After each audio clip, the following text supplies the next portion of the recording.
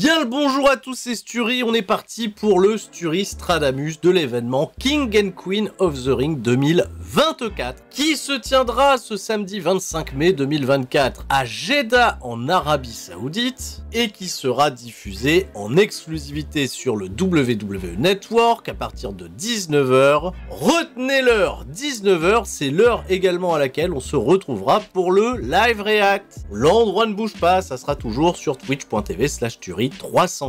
Et cet événement en Arabie Saoudite est un peu plus particulier que les autres car la veille, pour la première fois, un épisode de SmackDown sera produit là-bas en direct. Le vendredi soir également à 19h, ça sera diffusé en direct d'ailleurs sur la chaîne TNT Sports One en Angleterre ou à Dublin ou peu importe, enfin il faut être là-bas. Et à l'heure où je vous parle, les cartes restent incomplètes car les demi-finales du King and Queen of the Ring ne sont pas totalement terminées. On connaît juste les vainqueurs côté Monday Night Raw pour les King and Queen of the Ring masculin et féminin. Gunther a battu Jey Uso et Lyra Valkyria a battu Io Sky. Déjà les noms des deux premiers finalistes, mais qui affronteront-ils? Ça sera les vainqueurs des résultats qui opposeront Randy Orton à Tama Tonga et Bianca Belair à Nia Jax. Donc pour ce nouveau PLE de cette saison 2024-2025, Triple H, on l'a bien compris, il a adopté la formule NXT TakeOver. Seulement 5 matchs au programme, les deux finales qu'on essaiera de pronostiquer même si on connaît pas encore toutes les parties impliquées, et également 3 combats de championnat. Sami Zayn défendra le championnat intercontinental contre Bronson Reed et Chad Gable. Becky Lynch défend le championnat World Woman contre Liv Morgan. Et enfin, suite au dernier épisode de SmackDown, uniquement le championnat WWE indisputé de Cody Rhodes sera en jeu contre Logan Paul. Peut-être pas la carte la plus folle une fois de plus sur le papier, mais bon, on disait ça aussi d'un certain Backlash en France. Mais l'engouement en France,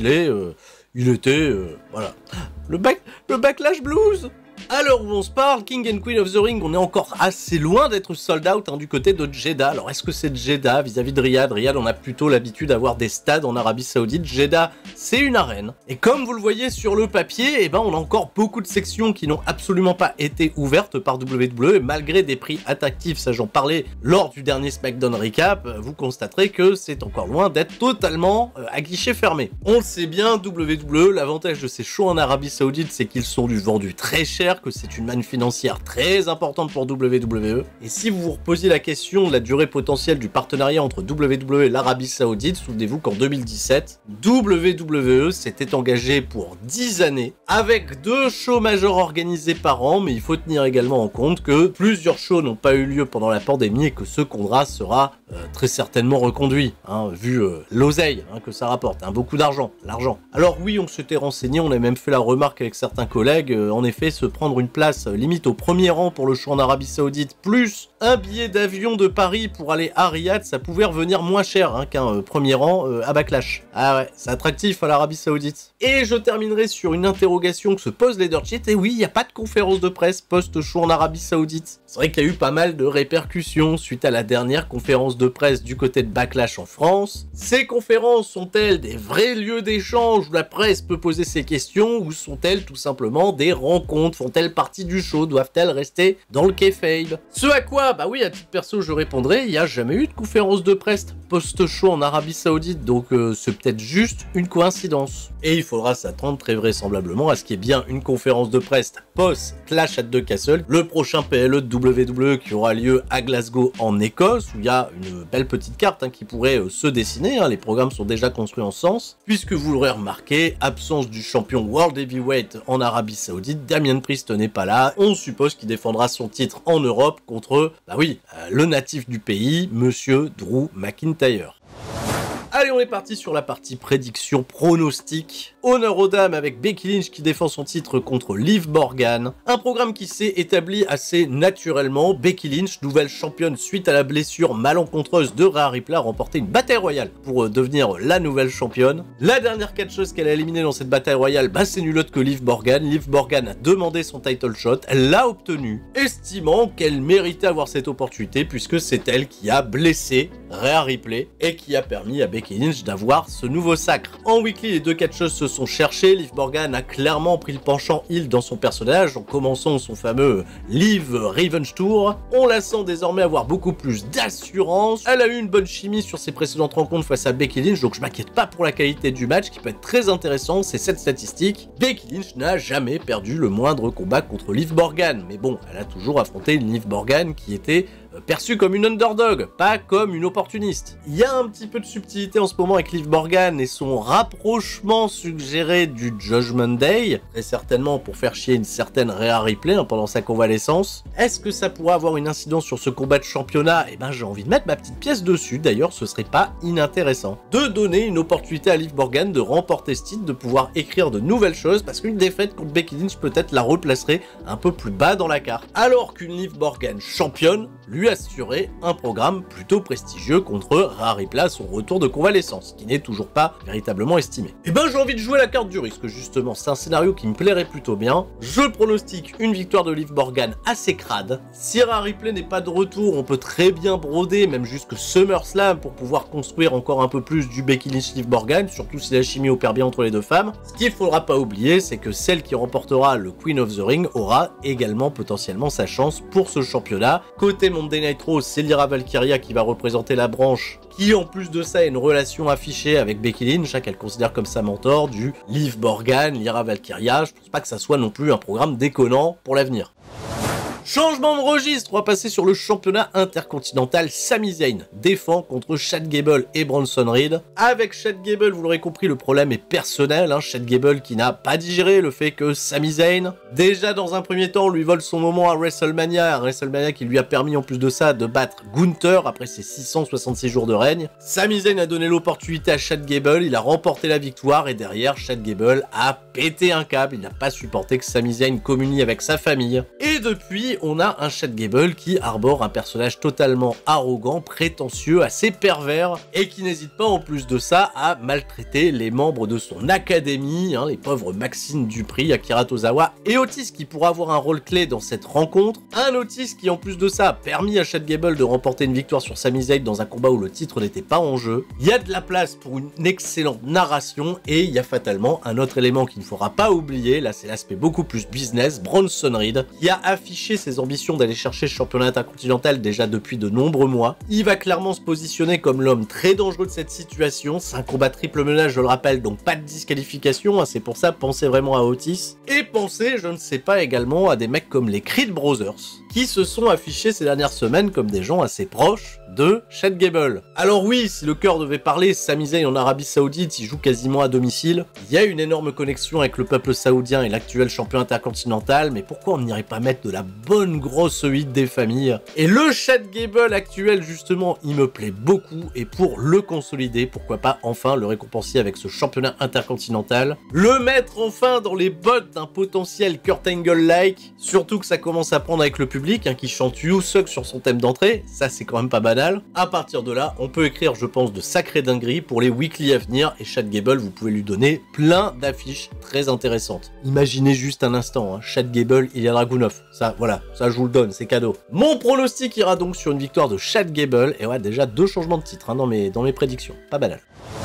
Allez, là-dessus, je vais vous annoncer la couleur directe, je ne pense qu'aucun titre ne changera de main. Cody Rhodes défend le championnat WWE indisputé contre Logan Paul. On a découvert au dernier épisode de SmackDown que non, le championnat des États-Unis ne sera pas en troc contre celui de Cody Rhodes. Et la remarque que je vois le plus souvent passer sur internet, c'est qu'il y a finalement assez peu de construction, c'est une affiche pour être une affiche, c'est un petit peu le money match. Ça me dérange pas du tout d'avoir un money match sur cette carte parce que l'affiche Cody Rhodes-Logan Paul, je la trouve assez intéressante, surtout avec le côté très prétentieux, très arrogant de Logan Paul, et sa grosse réussite, il faut bien le signaler, depuis de nombreux mois à la WWE. Ça reste néanmoins, sur un point de vue narratif, uniquement un programme d'attente pour Cody Rhodes, puisque tout ce qu'on attend, c'est évidemment ce qui se passera dans les mois à venir avec The Rock. Ah, The Rock qui avait teasé, hein, revenir s'occuper du business de Cody Rhodes quand son planning lui permettrait. Ce qui me rassure quoi qu'il en soit, c'est qu'il n'y avait pas non plus de construction de zinzin dans son programme contre AJ Styles. On a fini avec un 5 étoiles dans une ambiance totalement exceptionnelle. Cody Rhodes, il peut apporter son esprit combatif, une certaine valeur du work rate qui peut être intéressante,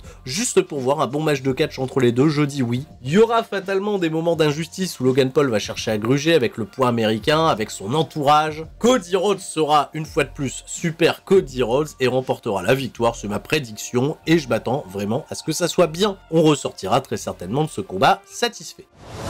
Les finales des King and Queen of the Ring. Je vais faire un petit tir groupé parce que depuis quelques années, Gunther a bien fait d'insister là-dessus en promo d'avant-tournoi. Le King of the Ring, globalement, ça a perdu en prestige, ça a perdu en intérêt. Si on se repose dans les années 90, le King of the Ring, ça a clairement lancé des carrières, ça a propulsé des catcheurs dans le main event et ça les a ancrés pendant une longue période. Ça a également donné des opportunités de challenger le champion pour le titre majeur. En revanche, ces 15 dernières années, le King of the Ring, ça a plus été une gimmick. Et désolé Wade Barrett, désolé Baron Corbin, désolé Xavier Woods, ça ne vous a pas amené sur les sommets de la WWE. Malheureusement non. Alors comment remettre du prestige? Et cette WWE l'a très bien fait. On a déjà commencé avec des huitièmes de finale, de part et d'autre, hein, que ce soit côté masculin, côté féminin. On a eu pour les deux tournois des combats compétitifs avec du prestige dans les gens qui ont participé à ce tournoi, avec notamment des anciens champions du monde, des affiches plutôt serrées, plutôt disputées. Un Gunther, je le disais, qui s'est hissé jusqu'en finale après pas mal de très beaux combats sur le papier, hein, la victoire sur Sheamus, la victoire sur Kofi Kingston qui racontait quelque chose vis-à-vis de la blessure de Xavier Woods qui a été provoquée par ce même Gunther, et enfin la finale sur celui qui sera peut-être le grand absent de cette soirée en Arabie Saoudite, Jey Uso, ultra populaire, encore un peu plus parce que désormais il y a les Hit Light, tout ça, il paraît que ça a commencé en France, ça c'est pas banal, hein. Gunther finaliste, c'est presque quasiment assuré sa victoire potentielle, alors contre qui? Côté SmackDown, j'ai surkiffé le parcours de Randy Orton. D'ailleurs, la demi-finale opposera vendredi à SmackDown Randy Orton à Tama Tonga. Tama Tonga, c'est un peu la déception pour l'instant de ce King of the Ring parce qu'on n'a pas vu grand-chose de lui à part beaucoup d'interventions de la Bloodline pour lui assurer cette place en demi-finale. Et on va pas se mentir, on n'est pas chez New Japan Pro Wrestling. Tama Tonga contre Gunther, ça va pas exciter les masses. Ma pièce, je vais la mettre immédiatement sur Randy Orton et là on a une confrontation qui restera dans les mémoires. Si on a bien Randy Orton qui n'a jamais remporté le King of the Ring dans sa carrière et WWE peut en jouer face à Gunther, on a vraiment un clash de style, un clash générationnel et avec un gros respect des codes du old school et un Randy Orton qui me fascine